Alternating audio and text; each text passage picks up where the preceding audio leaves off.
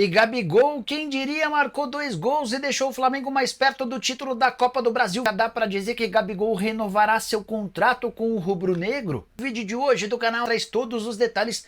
Tem ainda as últimas no mercado, bastidores, finanças e muito mais. Fala aí pessoal, sou Jorge Nicola, bem-vindos a mais um vídeo do canal. Em primeiro lugar, queria desejar ótima semana a todos. Também pedir para vocês deixarem like, se inscreverem no canal e ativarem todas as notificações. Bora falar agora sobre a final da Copa do Brasil. Gabigol decidiu mais uma vez como é sua especialidade. Na tarde desse domingo, diante de 67 mil pessoas e uma arrecadação superior a 15 milhões de reais, o Flamengo venceu por 3-1 com 2 gols de Gabigol, que chegou a 16 gols marcados em 17 finais na carreira, todas pelo Flamengo. Só para vocês entenderem a importância desse número, ele acaba de ultrapassar Puskás e se iguala a Ronaldo Fenômeno como o 7º jogador que mais marcou gols em finais. A Copa do Brasil era um dos poucos torneios em que ele ainda não havia marcado na decisão. Agora resta apenas o Mundial de Clubes. Em 2019 ele jogou uma final contra o Liverpool e passou em branco. Em todas as outras teve gol do Gabigol. Você quer a lista? Libertadores da América de 19 com 2 gols, Supercopa de 20, de 21, de 22 e de 23, um gol e 2 gols na última temporada. Teve gol na Recopa de 2020, teve gol no Campeonato Carioca de 21 e 22, 3 gols na de 21, 1 gol na de 22, além dos gols da Libertadores de 21 e 22, 1 gol para cada edição. Gabigol que teve um lance, uma curiosidade nessa final. Ele chega a ser xingado pelo Filipe Luís depois de meio que ignorar uma determinação do técnico à beira do campo. O Filipe Luís chama ele de moleque. Ô moleque, você me respeita, hein? Pouco tempo depois, o Gabigol marca o segundo gol da partida e vai abraçar o Filipe Luís. É claro que o tanto que o Filipe Luís brigou pelo Gabigol, que chegou a ser a 4ª opção no Flamengo em outros tempos com o Tite, e graças ao Filipe Luís foi bancado. É óbvio que isso já foi superado, não há um problema entre técnico e jogador, pelo contrário, o Gabigol foi a solução dos problemas do Fla. Rubro-negro que havia aberto o placar com a Arrascaeta aos 10 minutos do primeiro tempo, o Gabigol fez o segundo aos 38, voltou a balançar as redes aos 28 do segundo tempo, e a final que parecia fadada a dar o título ao Flamengo, só não está confirmada ou consolidada porque o Allan Kardec, quem diria Allan Kardec, saiu do banco de reservas para o seu primeiro toque na bola, colocar dentro do gol do Rossi. Gol do Kardec foi marcado aos 34 do segundo tempo. Kardec, que ainda não havia balançado as redes na atual temporada, eram 18 jogos em branco. Kardec que não balançava as redes desde junho do ano passado, 24 de junho de 2023, um gol contra o Fortaleza. Só para completar, destacar que Hulk e Batalha discutiram forte no gramado depois de um lance que envolveu o Flamengo. Quero registrar também público e renda, 67.459 presentes, 61.305 pagantes, por uma arrecadação bruta de 15 milhões e 700 mil reais. Já deu Flamengo? O Galo ainda tem chance de reverter? Jogo do próximo domingo, dia 10 de novembro, na Arena MRV. O Atlético precisa vencer por 3 gols de diferença para se sagrar campeão ou por 2 gols de diferença para levar a decisão para pênalti. Use o espaço para comentário e comenta. Hora de falar sobre um novo recorde para a Arena MRV. O Atlético receberá no próximo domingo, na grande final da Copa do Brasil, o Flamengo, todos os ingressos vendidos. E existe a expectativa de o Galo faturar mais com o seu jogo em casa do que o Flamengo no Maracanã. Aí você deve estar se perguntando, mas Nicola, você ficou louco. O Flamengo colocou 61.305 pagantes para uma renda bruta de 15 milhões e 700 mil reais. Verdade. A maior renda da temporada, superando os 7 milhões e 800 mil de São Paulo e Botafogo. Só que o rubro-negro tem ficado com apenas 1/3 da renda bruta.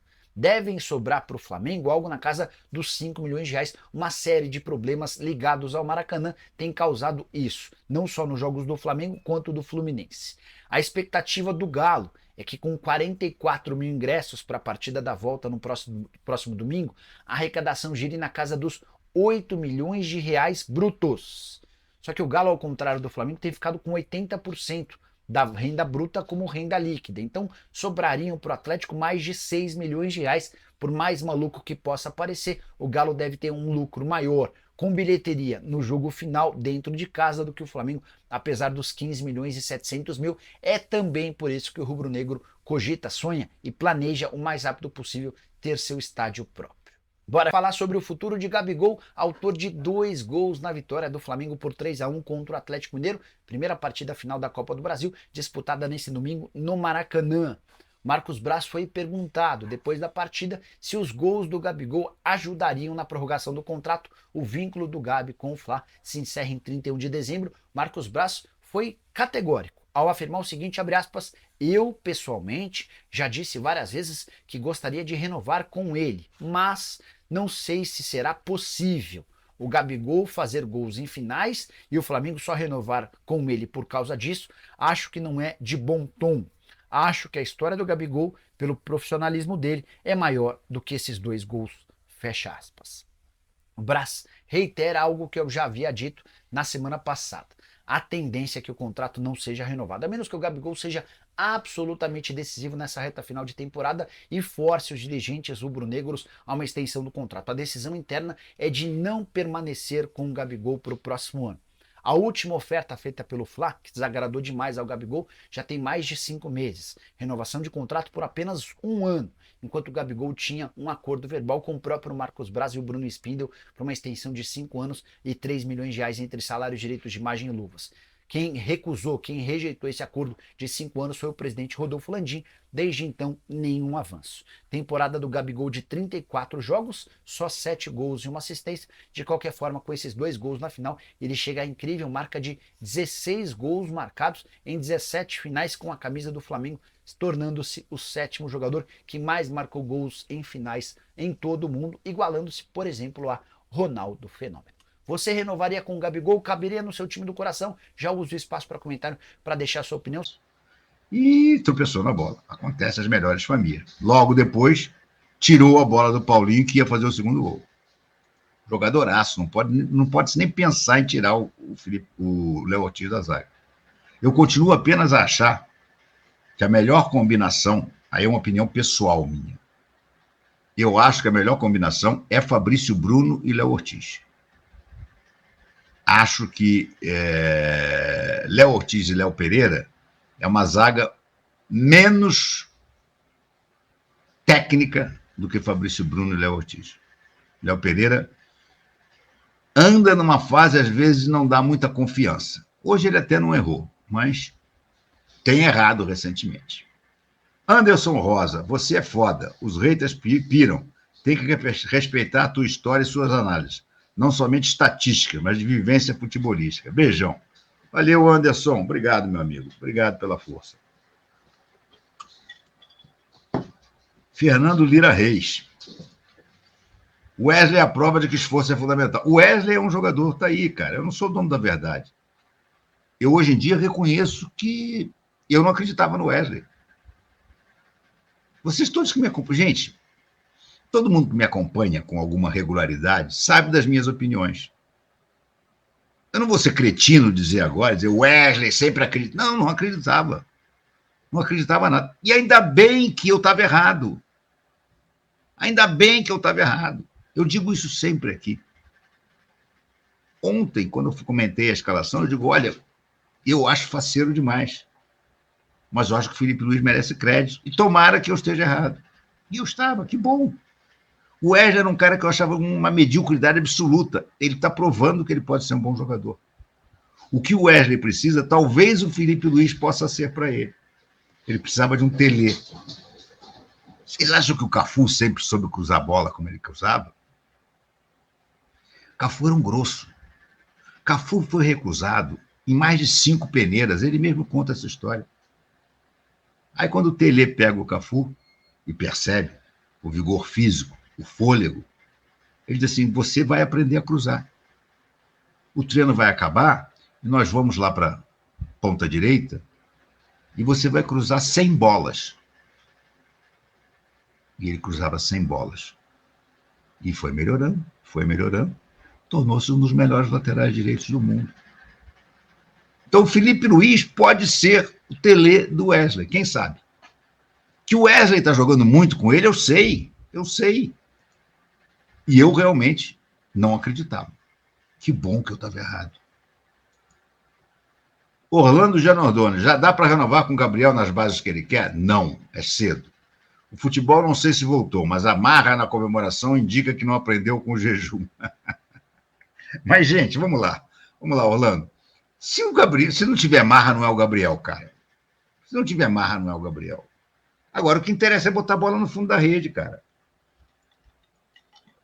O Gabriel é um jogador que fez a carreira dele graças às bolas que ele botava no fundo da rede. Quando ele parou de fazer gol, murchou tudo. Ele não é um virtuoso tecnicamente. Ele não é um grande driblador. Ele não tem perna direita. Ele cabeceia mal. Agora, até 2 anos atrás, ele fazia gol sempre. E mais do que isso, fazia gol nos momentos mais decisivos. Estou te dizendo, 15 finais, 13 gols, cara.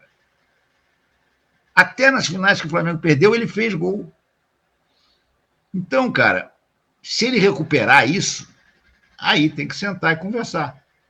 Mas isso é função do próximo presidente, não do atual. O atual não tem o direito de renovar o contrato com o Gabriel, seja em que bases forem, sem conversar com o próximo presidente. Porque é no mandado do próximo presidente que o Gabriel vai jogar, não do Landim mais. Do Landim faltam o quê? 7 jogos no Brasileiro e mais um da Copa do Brasil. Faltam 8 jogos só. Essa que eu já botei. Lieden Carvalho Leite. Felipe Luiz dá aula na entrevista. Que jogo. Eu tô louco para ver a entrevista do Felipe. Tô louco. Vamos ver mais para frente. Mas eu quero ouvir. Cara, as entrevistas do Felipe Luiz são espetaculares, cara.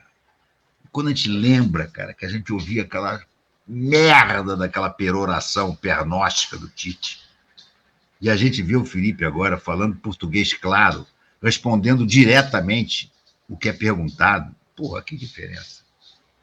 Eu estou querendo ver qual vai ser a explicação que ele vai dar, aí é uma curiosidade tática, para a escolha dos 3 atacantes e por que ele optou por isso. Ele certamente deve falar isso. Moisés Almeida, só acho que o Felipe Luiz vê mal o jogo e demora a mexer. Plata nada jogou e demorou a tirá-lo. Ô Moisés, deixa eu te dizer uma coisa. Isso é uma coisa que ele vai aprender com o passar do tempo, né? Com a experiência. Agora, a gente tem que levar em consideração que o banco do Flamengo atualmente é muito fraco, gente. É só de garoto. Então, foi como ele falou na última entrevista. Ele disse, olha, eu achei que eu não devia mexer mais porque ia cair o nível. E é exatamente isso. Ia cair o nível. Os reservas, porque são reservas dos reservas. Gente, o Flamengo está sem o ataque titular, Luiz Araújo, Pedro Cebolinha. Mais Vinha. Mais Bruno Henrique, suspenso nesse último jogo. Pulgar, suspenso nesse último jogo. Quem mais? Tem mais gente aí que está fora. De La Cruz, fora. E por aí vai, cara. Aí os caras que estão jogando são os reservas desses aqui que eu disse que estão fora. Imagina os reservas dos reservas. Então é natural, gente, que o Felipe Luiz olhe para o banco e diga, porra, se eu tirar esse cara e botar o reserva do reserva dele, ele pode falhar. Ele pode falhar tecnicamente. Eu entendo um pouco isso. Mas eu acho, o Moisés, que com o tempo ele vai ficar mais... Com o tempo e com mais elenco na mão, quando os outros voltarem, ele vai ficar mais ativo nas substituições. Paulo Fábio, me emocionar com as bandeiras. Foi lindo, né, cara? Que coisa linda. Eu não fui ao Maracanã, não, mas como estava lindo o Maracanã, cara. Me lembrava a minha época de garoto, cara. Aquelas bandeiras todas. Que coisa linda. Lindo, lindo, lindo. Saudade do Maracanã com meu falecido pai nos anos 80. Será que vão culpar o Wright pela derrota? Pois é. Essa é uma boa pergunta. Porque eles fizeram vídeos, fizeram uma pataguaiada, puseram a expulsão dos jogadores do Atlético, que deram porrada à torta à direita, puseram o Reinaldo sendo expulso pelo Aragão. Porra, fizeram um carnaval de fake news. Eu quero ver, sinceramente, o que eles vão falar desse juiz de hoje. O juiz não errou em nada. O juiz foi perfeito. Mal foi visto em campo. Como é a boa O bom sinal da arbitragem é o juiz mal ser visto em campo. Foi o que aconteceu hoje. Excelente juiz. Tenho medo como é que vai ser o Klaus na volta, né? O Klaus já foi um dia o melhor árbitro do Brasil. Hoje em dia está em franca decadência e adora pitar contra o Flamengo. Pedro Estevam, Felipe Luiz tenha pecado em recuar o time. Quase levamos o segundo. Se precisar, só precisa corrigir isso. Cara, ali é o seguinte, eu não acho que o Felipe Luiz tenha recuado o time. É que depois que fez 3-0, o Atlético Mineiro se mandou feito, sabe, maluco. Tem que buscar um gol. Saiu empilhando atacante, tá? Aí é natural que o Flamengo dê uma pequena recuada. Entendeu? Aí não acho que o Felipe Luiz tenha recuado o time. Orlando Janodoli, passei a ter muito mais segurança na atuação do Felipe Luiz depois que ele chamou o Gabriel de moleque, coisa que Tite jamais teria coragem de fazer. Também não é que eu passei a ter mais segurança por causa do Tite, por causa do coisa, mas eu gostei muito de ver o Felipe Luiz ter a autoridade e a liberdade, entre aspas, já que eram amigos, que são amigos, de na hora do vamos ver, dizer, vem cá, moleque. Muito bem, muito bem. Ele é técnico agora, gente. Ou os jogadores entendem isso, ou vão quebrar a cara. O Felipe Luiz, hoje em dia, é o treinador do Flamengo. Ele não é mais o companheiro dos jogadores. Ele jogou até o ano passado com esse elenco. Mas ele agora é o treinador. Vou contar um exemplo. Não estou querendo me comparar ao Felipe Luiz. Eu era repórter, primeiro repórter do Globo, na época que Cláudio Meli Souza, depois de muitos anos colunista, tá? Um grandíssimo jornalista, poeta, escritor de livros e tudo, ele era o editor. E ele fez de mim o primeiro repórter do Globo. E eu era o que fazia todas as matérias mais importantes. Flamengo, Seleção Brasileira, o Diabo A4, lá estava eu. Um belo dia, o Cláudio Meli Souza casou com uma milionária. E a milionária disse para ele, olha, larga essa merda aí, vamos viver a vida. Eu tenho dinheiro suficiente para nos sustentar. E o Cláudio Meli Souza acabou caindo no canto da sereia e saiu. E eu fui alçado de repórter a editor. A minha primeira dificuldade foi justamente essa. Por quê? Porque eu estava trabalhando com todos os redatores, a maioria dos redatores, que eram os caras que liam as matérias para dar o texto final, faziam os títulos, eram pessoas muito mais idosas do que eu, já tinham muito mais tempo de jornalismo que eu. Mas no dia que eu sentei ali, eu digo, cara, ou eu faço valer o que eu acho, ou eu estou ferrado. E aí eu comecei a ser obrigado a, por exemplo, uma coisa bem banal da editoria, do trabalho do editor de esporte. Eu distribuía as matérias para os redatores lerem e para fazerem os títulos. Eu já tinha paginado as matérias com os diagramadores, então eu dizia, olha aqui, ó, Aparício Pires, esse título aqui é 3 de 13, tá? E assim ia dando, antigamente se falava assim, 2 de 24, tá? Eram o tamanho dos títulos, né? 2 de 24 eram 2 linhas de 24 batidas, 3 de 13 eram 3 linhas de 13 batidas, e por aí vai. E eu me lembro a primeira vez que o Aparício Pires, que era um senhor adorável, que durante muito tempo leu as minhas matérias, me trouxe um título que eu não gostei. Aí eu pensei cá comigo, o que eu faço? Eu refaço esse título? Para mim seria fácil refazer o título. Mas eu não posso fazer isso. Eu preciso que ele e todos os outros entendam que sou eu quem decide se o título é bom ou não. Se não for bom, eles precisam fazer outro título. Eu chamei o Aparício, Apá, chamava ele de Apá, de Aparício. Imagina, Aparício foi o cara que criou o apelido Roberto Dinamite, na época do Jornal do Esporte. No dia da estreia do Roberto Dinamite, garoto Dinamite vai estrear, não sei lá o quê, virou Roberto Dinamite. Ou seja, um cara que tinha história na imprensa já. Eu disse, rapaz, não tá legal esse título aqui. Aí ele pegou, assim, com uma cara meio de quem não gostou, foi lá, sentou, fez outro. Trouxe, eu ainda não gostei. Eu digo, rapaz, ainda não tá legal. você é capaz de fazer um título melhor que esse. Ele voltou e me trouxe um título ótimo. E era uma situação difícil também, porque ele tinha sido meu redator.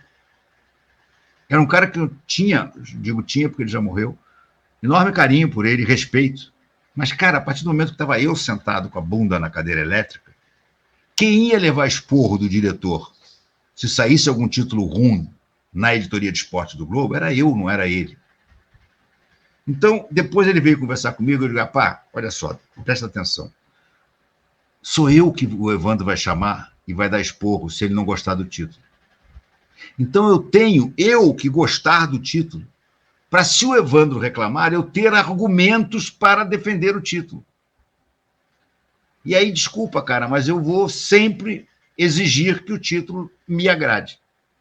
Se o título me agradar, eu tenho condições de discutir com o Evandro, que era o diretor-geral da redação do Globo, se ele não gostar. E ele entendeu, e todo mundo entendeu. E eu, com 29 anos de idade, fui editor de redatores com 45, 50, e por aí ia. E funcionamos bem. Mas são momentos em que você tem que mostrar claro que quem decide é você. Não é nem quem manda, quem decide é você. Foi o que o Felipe Luiz fez hoje. O Felipe Luiz fez hoje o seguinte para o Gabriel: o técnico sou eu. Se eu estou te chamando para dar uma instrução aqui, você tem que vir. E ele não estava indo. Daí ele se irritou e disse, moleque, vem cá. Tá certo. Tá certíssimo.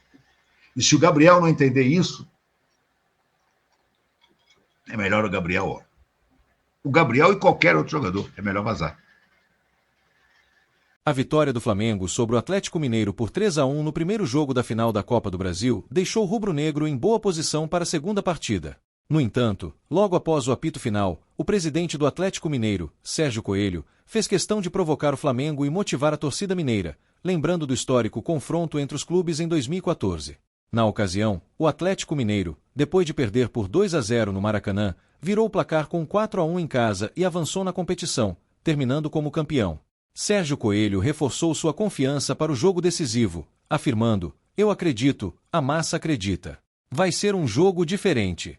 Poderíamos ter feito mais um gol aqui no Maracanã. Tivemos oportunidades. Se Deus quiser, vai ser diferente. Ele ainda destacou o lema da torcida, eu acredito, como um sinal de que o apoio dos torcedores será fundamental para transformar a Arena MRV em um verdadeiro caldeirão, e acrescentou que essa partida será lembrada com orgulho pelos torcedores do Galo. No entanto, o Flamengo está em posição confortável. Com a vantagem de 2 gols, o time liderado por Felipe Luiz poderá perder por até um gol de diferença em Belo Horizonte, e ainda assim, conquistará o título.